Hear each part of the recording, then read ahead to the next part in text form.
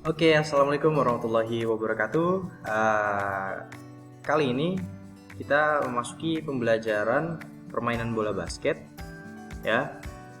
Masih di permainan bola besar. Di minggu kemarin saya sudah memberikan artikel tentang permainan bola basket. Nah, untuk kelas 12 permainan bola basket kita memasuki di tahap formasi, ya, atau strategi ataupun taktikal.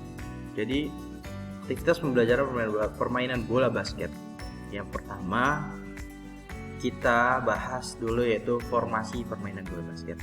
Nah, apa sih formasi permainan bola basket itu? Nah, pada dasarnya ada 5 posisi pemain dalam permainan bola basket.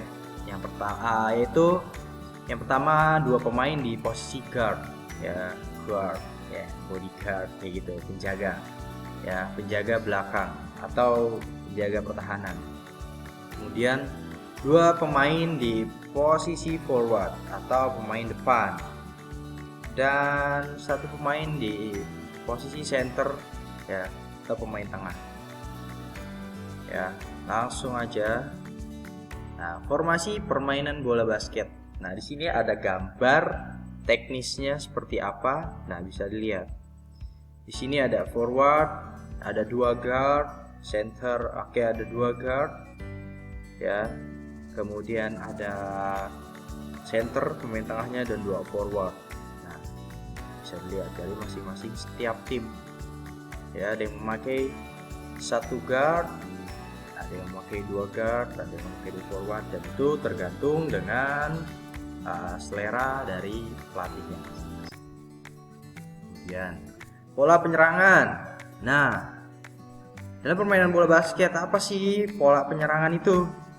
Nah, pola penyerangan dalam permainan bola basket adalah usaha yang dijalankan untuk menerobos daerah pertahanan lawan sehingga dapat menghasilkan angka atau poin. Nah, itu penyerangan. Kemudian dalam pola penyerangan permainan bola basket, ya, pertama penyerangan bebas.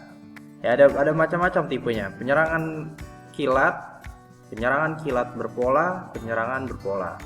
Nah, penyerangan bebas di mana pelatih memberikan kebebasan kepada pemainnya. Yang penting pemain ini memberikan penyerangan. Nah, penyerangan kilat biasanya dilakukan ketika kita sedang bertahan kemudian melakukan counter attack atau serangan balik. Nah, disinilah fungsi dari penyerangan kilat. Nah, namun yang ketiga nih ada penyerangan kilat berpola. Nah, penyerangan kilat berpola ini lebih ke taktikal dan strategi. Jadi nggak sembarangan, cepat tapi memiliki pola. Ya, kemudian yang 4 penyerangan berpola. Nah, penyerangan berpola ini lebih ke tahapan, yaitu bertingkat berlanjut dalam artian sabar. Dia build up dari bawah lalu kemudian menyerang dan menghasilkan poin. Di sini ada adegan-adegan penyerangan dalam formasi, ya, atau formasi dalam basketball ini.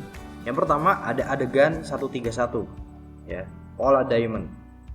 Adegan-adegan pola ini yang pertama yaitu ada 1-3-1 pola diamond.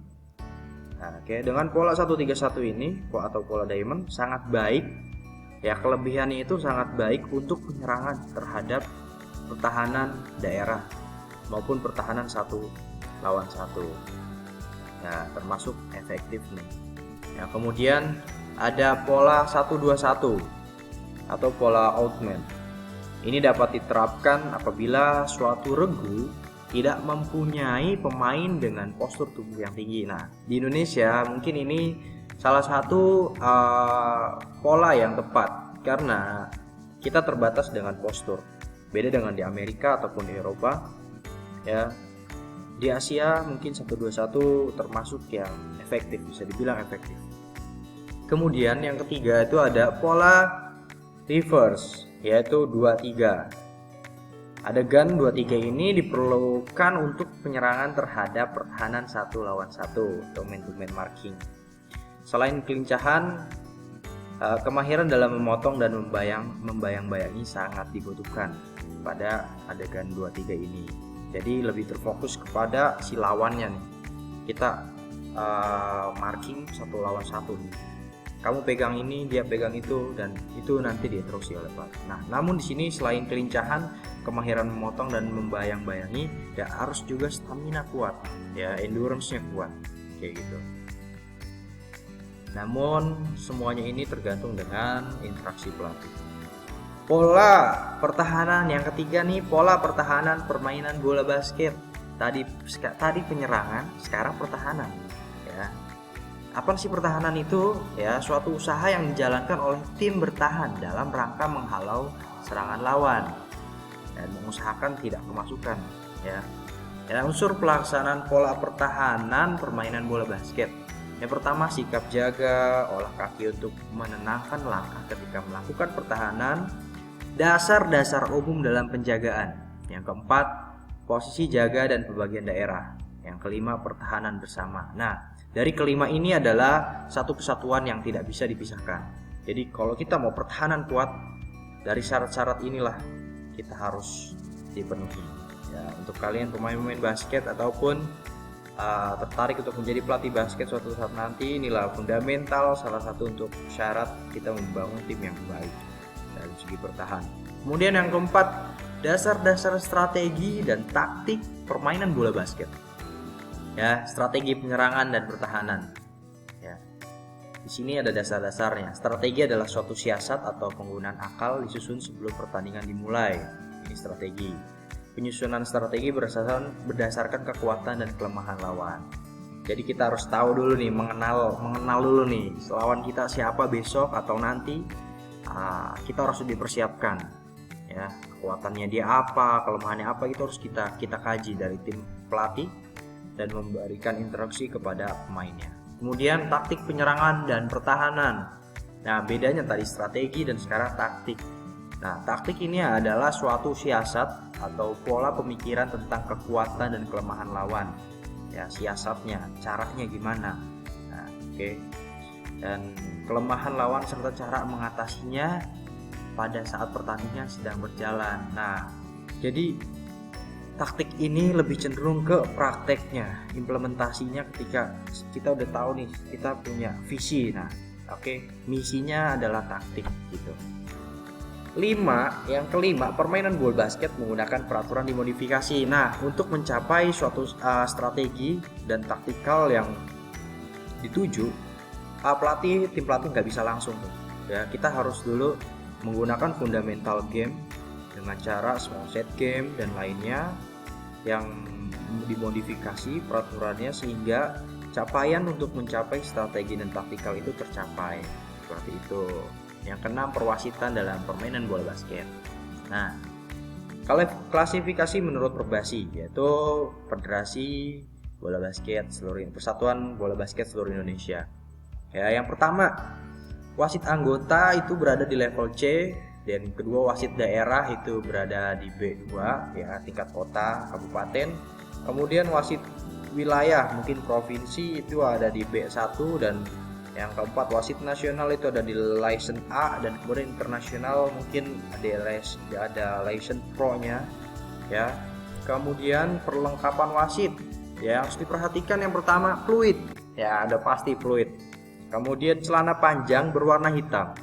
Kemudian kemeja atau kaos kaki abu-abu. Yang keempat, sepatu basket atau sepatu tenis, atau yang nggak punya sepatu basket ataupun yang lainnya bisa pakai sepatu tenis. Jangan sampai pakai sepatu yang lain. Oke, khusus basket bisa diketahui nanti oleh orang-orang basket. Kemudian tugas dan kewajiban wasit. Yang pertama, melaksanakan bola loncat atau jambul pada tiap permulaan babak, ya.